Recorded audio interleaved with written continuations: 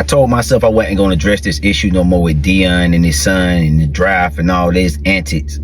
But I got to in this video. I'm going to break down why Deion need to get out of his feelings and he need to take some accountability for this, man. Let's go.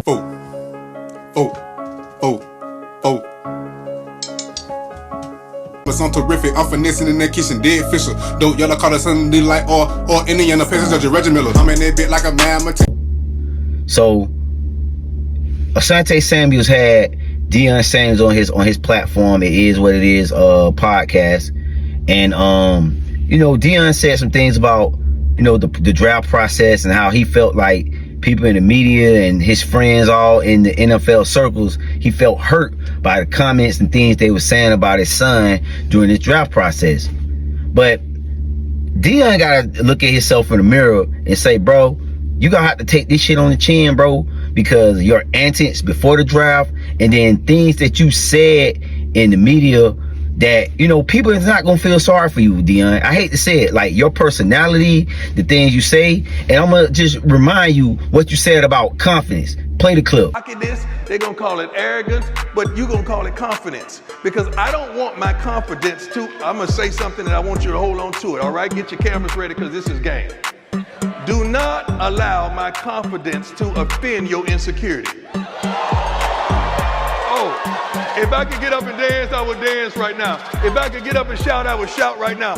Do not allow my confidence to offend your insecurity, because I dress like I dress because I'm confident. I look like I look because he's confident. We walk like we walk because we're confident.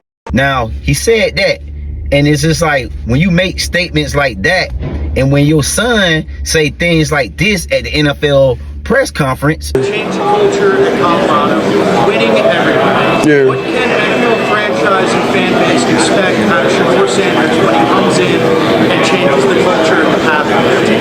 That's the plan. If that's not what you're trying to do, don't get me. If you ain't trying to change the franchise or the culture, don't get me. So you should know history repeats itself over and over and over, and I've done it over and over and over, so it should be no question why an NFL franchise should pick me. Of course. Now the thing is, I respect a lot of quarterbacks here. They put a lot of hard work in to get to this point. So it's kudos to them. It's truly respect, but I know what I bring to the table. People are gonna look at him and look at you crazy. And I get it, man, as a father, know what I'm saying? Sometimes we want to protect our son, or protect our boys. I have a son myself, Deion, so I'm not saying this from a place that I don't know. But, you know what I'm saying? Like, sometimes we don't want to believe what people say about our kids, but the fact of the matter is what sometimes people say about our children sometimes can be what it is. And we have to accept it for what it is, as face value. The only thing we have to do is just get better from it and learn from it. And I just feel like, you know, just listen to Deion, man, listen to him. It just seems like he's taking no accountability. And you heard what Shiloh had said after he went undrafted. Check this out. That was our agent, but that hasn't been working out too good. So today I had to sign with an agent, bro. So we gonna see what happens. They asked me if I have an agent. I don't even know if I have an agent or not. I just tell this Coach Brown.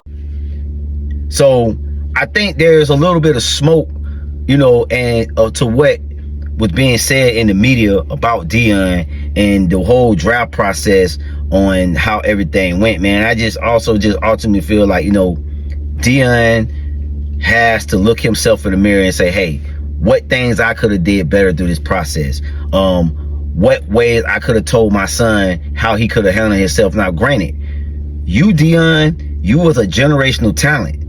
You were 101. Your sons are not. And I think the way you're parading them around as if they're a one-on-one talent, like no one else can match their talent. And NFL execs told you what it was. And I think you're just having a hard time believing a lot of these things. And I get it. You know what I'm saying about the whole Dabo thing? I mean, New York at this point, bro, y'all gonna have to drop the footage. Because right now, you got a segment of people that's not believing this what you guys saying. So, I mean, for me, I want to see the footage at this point about the interview process and things like that, because right now Deion and you have the Deion fan base that think that this is all racist and this has nothing to do about his performance. So that's all I had to say about that, man. You know, I had to come on, get my rant, and just say what it is, man. Y'all get in the comment section, let me know your thoughts. Am I wrong for be thinking like this? But for me, I think I'm right, because when you have this type of personality and you carry yourself this way in the media, nobody's gonna feel sorry for you, Deion, man. And I hate to say it, but it is what it is, man. Y'all get in the comment section, let me know your thoughts. It's your boy Joe. I'm out. Peace.